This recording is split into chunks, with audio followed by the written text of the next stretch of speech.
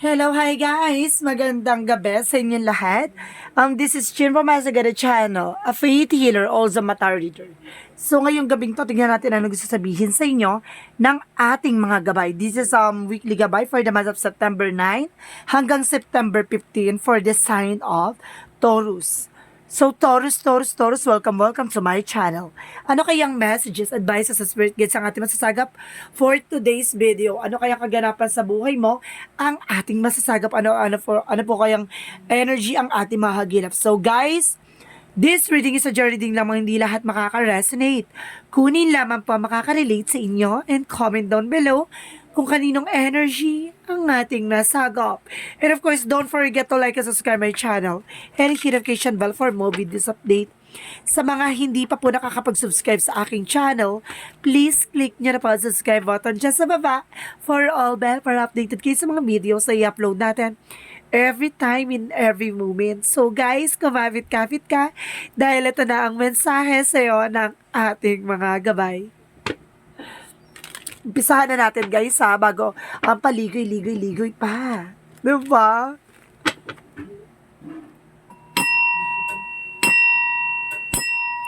Angel Spirit, please give me information for the sign of Taurus. Okay. There is a Five of Wands. There is a competitor. There is a conflict, disagreement. At the same time, there's a Page of Swords. May kumukuha raw sa'yo ng information, kalaban, ti. Meron daw ditong, kumukuha ng impormasyon sa'yo, siguro para siraan ka or gawan ka ng eksena. There's a disagreement or conflict or something, no? Kumbaga, kumukuha ng information. Because there's a Six of Pentacles, magtutuloy-tuloy abang sa financial. There's a giving and receiving by the universe, by the Emperor. Emperor represent as, kumbaga, stricto at talagang napakatalino at napaka-matured enough. And of course, sinasabi dito with the Knight, King of Pentacles, being, secure about sa finances, no? Additional messages. Because there's a Five of Cups. There is, regret. There's a regret. Huwag mo daw sayangin yung opportunities. And of course, being practicality and of course, logic. At the same time, sinasabi sa iyo dito na there's an Ace of Wands, there's a new beginning and new fresh ideas. And of course, sinasabi sa iyo dito, there's a Four of Pentacles and of course, the Eight of Cups. Letting go, moving on, walking away from the situation. And of course, the Four of Pentacles represent a budget, no? Kung baga sinasabi dito, itong kumukuha ng information, o kailangan mo kumuha ng information regarding dito, na kailangan mong kumawala sa mga insecurities mo, or may mga gusto kang bilhin, may mga gusto kang gawin, pero kailangan mong iset aside yan. Kasi may mas magandang kailangan kang pag-isipan o pag-planuhan, na? What is the Six of Pentacles? Okay, there's a Seven of Cups. There's a lot of opportunity coming in for you. Maraming oportunidad, maraming options. What is the Emperor represent? Angel Spirit Guides, give me an information about this Emperor. And of course, there's a Page of Pentacles. There's a manifestation. Diba? Excuse me. Napaka-mature and of course, kumbaga, napaka-high standard talaga, ti. Control. And of course, a Page of Pentacles and new fresh ideas and of course, new ideas coming in. And of course, parang ito yung sinasabi na magbibigay sa ng mga panibagong eksena. What is the King of Pentacles? What is the King of Pentacles? Angel Spirit Guides. Okay, there's a Six of Cups. And of course, there's a Seven of Swords. Meron ditong cheating, lying, no? Na kapitbahay, kaibigan, there's an ex that cheating on you, or there's an information or kapatid ka mag-anak na nagsinungaling sa'yo. There's a sneakiness, no?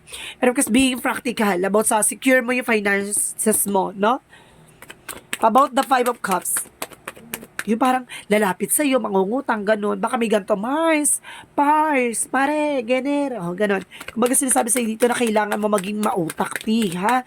Or sir, ha? Walang specific gender preferences na, pero sinasabi sa iyo in all genders to, ha? Man or woman or any gender to na sinasabi sa'yo dito, be wise and be nice. And because there's a five of swords na there's a fear, fight, or there's a sabotage. Depende na yan kung magbibigay ka ng information. Baka pagsisihan mo. Sinasabi sa'yo dito na secure your finances, and of course, wag ka na magbigay or wag ka na mag-post by social media na wag ka na mag-flex kung ano man ang meron ka kasi lalapitan ka ng utang. Ha? Mag-ingat. What is the five of wands? And of course, there's an ace of wands. Meron dito angel's number ha, 555. There's some changes coming in for you. And of course, there's a nine of pentacles. There's a blossoming abundance. What is the page of swords and the four of pentacles and the eight of cups? Get more information. Angel spirit guides. Okay. There's a death card. There's an ending and a new beginning, no? Kailangan mo nang tapusin yung mga insecurities, yung mga material world or material thing. What is the Six of Pentacles and the Seven of Cups? Okay, there's an Ace of Pentacles. There's a big money coming in for you. May malaking pera, may malaking eksena na papasok ngayon, no? Maraming aspeto, maraming pagkukuhanan, maraming opportunities or something na magtutuloy-tuloy about sa finances. What is the Emperor and the Page of Pentacles? There's a magician, there's a manifestation. In God's will, Emperor is kumbaga father figure, no? Father figure with a God. So, like I said, na parang si God siguro yung magician na to, na nagbibigay sa iyo ng information or new fresh ideas. And of course, let's see what is the King of Pentacles and of course, the Six of Cups, the Seven of Swords. Okay, there's a Queen of Cups. Babae to. So, babae talaga to. Kumbaga, kumukuha ng information sa'yo na nagsinungaling sa'yo. Kumbaga, lumapit sa'yo, nanghingi sa'yo, nanghiram sa'yo, or something na tinulungan mo before, no? Tinanantado ka, niloko ka, gano'n. Kumbaga sinasabi sa'yo dito, be practical and secure your finances. No? Mother figure to. What is the Five of Cups and of course the Five of Swords? The High Priestess, there's an unexpected moment or hidden agenda or hidden enemies. Meron dito nakatagong kumbaga kalaban, no? Mukhang kalaban. Charis. So what is the outcome? Ang pinaka-outcome dito is that Empress card, a revert. No? And of course, at Eight of Swords, kailangan mo nang kumawala, no? Kailangan mo nang kumawala sa toxicities. And of course, rebirth, no? Buhay mo ulit yung panibagong eksena na sinasabi sa'yo dito na mayroong toxic energy na kailangan mong pakawala. And there's a decision and choices that you need to make. Kailangan mo na magdesisyon. You are being, kumbaga, matanda na, no? Kumbaga, may edad ka na at kumbaga, some of you, kailangan mo ng pag-isipan nyo yung mga bagay-bagay. At the same time, there's an Ace of Cups, there's a new romance, a new romantic cycles, or new love life coming in for you. Or some of you kung may love life, or baka ito na yung panibagong kilig, no? Sa inyong dalawa ng iyong person. So, about naman daw sa career. Let's see, about sa career daw. About sa finances is okay. Baguhin mo yung perspective, and of course, then, Nine of Wands, no? Kumbaga, there's a perseverance, tsaga-tsaga lang, napakalapit mo na sa success. And of course, sinasabi sa'yo dito, there's a final push. And of course, baguhin mo yung perspective, baguhin mo yung sistema. About sa love life, okay, there's a Nine of Cups, there's a wish fulfillment. Matutupad to yung mga, yung pinangarap mo lang na kiligin at mahalin, pero this is it, deserve mo, no? Deserve mong mahalin at makuha kung sino yung talagang magmamahal sa'yo ng buo. Whatever you are and whoever you are, no? So, let's see.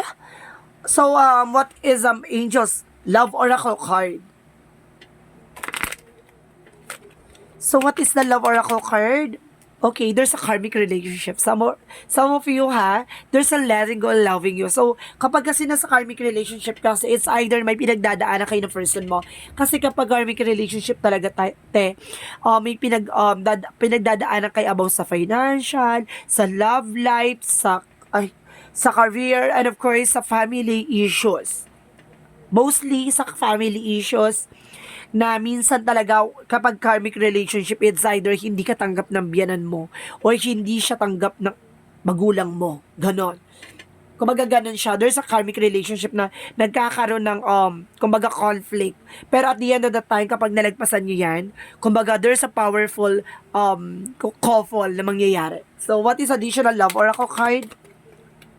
So, there's a coffee cup, no? Kumbaga, there's meeting and a conversation. Mapag-uusapan yan. And of course, there's a not enough, no? Kumbaga, there's a fear, no? Yun pa yung nakatakutan mo, no? Kumbaga, ang magkaroon ng self-sabotage or lack of confidence, kumbaga, ganun yung nangyayari. Kumbaga, parang feeling mo, kapag lumapit siya sa iba, natatakot ka maging masaya siya sa feeling ng iba. Ganun. Parang nagkakaroon ka ng jealous eksena. So, what is the energy? What is the energy of angels' messages? 7 chakra Archangel Uriel about sa finances. Tinutulungan ka pagkadating sa pera. And of course, first chakra Archangel Michael for protection. No? Pinoproteksyonan ka ng ating Archangel Michael para pangalagaan ka, no, sa mga taong mapang-abuso at mga manggagamit at manggagancho, no? Some of you minsan talaga hindi rin natin masasabi na hindi sa dami-dami ng taong manloloko sa iyo, pero there's a family related pa, no? May ganun talaga minsan eh. At the same time, there's a deceit, no? May mangkukulam dito. Some of you baka ex mo mangkukulam. No, may mangkukulam dito or there's a deceit is mangkukulam talaga yan. Additional messages. There's a change, no? May pagbabago. At the same time, there's loneliness, no? Kumbaga hindi ka raw nag-iisa. You never be alone. And of course, there's a self-esteem. I possess gift of the soul that benefit me and others, no? So what is Archangel Michael messages? Kaya pala pinoprotection ng kanyang Archangel Michael dito dahil mayroong black magic na gumagawa sa'yo. No? It's an ex or is a family related. And of course, decide to be happy now. No? Kailangan mo maging masaya na ngayon. And of course, sinasabi dito, take your time to making decision. So, bigyan mo ng panahon at oras para makapag-decision ka. So, what is Romance Angels, no? Make the effort, no? Great love is the word. Taking step you're guided to take, no? Kumbaga, kailangan mo ng effort. At the same time, let go of control issues. No? Kung hindi mo kontrolado, bitawan mo. Allow your situation to unfold naturally. Pabayaan mo mangyari ang dapat mangyari. Hindi mo kailangang kontrolin. What is the chakra?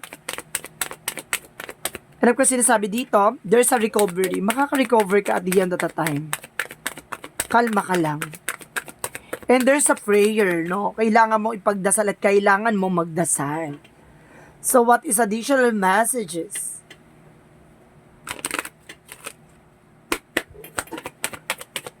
Additional message. There's infinite abundance, pasabog, and there's a trust. Magtiwala ka kay God, magtiwala ka sa process and progress, at magtiwala ka sa ating mga spirit guides, and you are being protected. Taray. Protektado ka daw dito. So, what is angels' messages?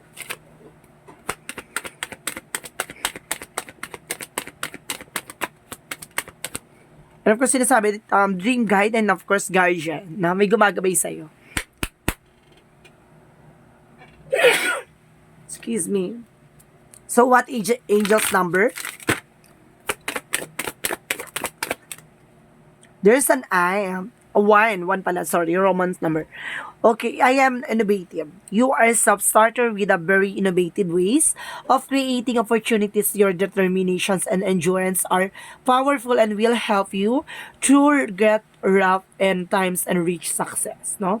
Maaring magtagumpay ka, maaring makamtan mo sa dami mong pagsubok, marami mong pinagdaanan, pero you still, kumbaga, kaya mo pa rin tumayo sa sarili mong mga paa, no? Kumbaga, hindi ka sumusuko sa hamon ng buhay. So, what is the messages of life? Sa dami mong pinagdaanan, pero lumalabang ka pa rin, no? And of course, there's a consciousness. To date, I pay attention to every thoughts and feelings that I manifest. My outer world reflects my inner consciousness. I pour the light of my awareness of my conscious constructive thoughts so they will grow and produce the experiences I want. Mindful of what I create in this universe, I become an expression of divine light. So, ibig sabihin dito, kumbaga, aware ka na kung ano yung nangyayari sa'yo sa paligid mo. And conscious ka sa mga nangyayari nga sa paligid mo. At the same time, kumbaga, sa lahat ng pinagdaanan mo, sa lahat ng nangyari, lahat ng iniisip mo, kumbaga, kayang-kaya mo ng malagpasan yung mga bagay na yan. Kumbaga, it's a part of a journey and experiences na marami ka natutunan from the past. So, ibig sabihin dito, unti-unti ka na natututo, handa ka ng tumayo sa sarili mong mga paa at kaya mo ng proteksyonan at pangalagaan ang sarili mo at ang taong mahal mo, no? Kumbaga, ang Taurus talaga, ang dami pinagdadaanan this past few months, no? Kumbaga, may pinagdadaanan talaga. And of course, sinasabi ko sa'yo dito na there's an infinite abundance and being protected and prayer and trust. So, ibig sabihin dito, there's a spiritual, kumbaga, faith, kumbaga, sinusubukan ng pananampalataya at tiwala mo dito. At the end of the road, there's an abundance coming in for you. Dasal, tiwala, at protection ang kailangan mo. Maraming salamat po. This is a weekly gabay for the month of September 9 hanggang September 15 for the sign of Taurus. This reading is a general reading lamang, hindi lahat makaka-resonate. Kunin lamang pa makaka-relate sa inyo and comment down below kung kaninong energy ang ating nasagap. And of course, sa mga naka-relate, please comment down below. Kung hindi ka po nakaka-relate sa ating reading, please comment your full name, birthday, and of course, ang location mo kung asan ka man ngayon para ma-detect natin at mararamdaman at masasagap natin sa mga susunod na reading ang iyong kwento. Maraming salamat po. Don't forget to like and subscribe my channel and hit notification bell for more videos update. And of course, maraming salamat guys and see you in the next video. Bye-bye and babush!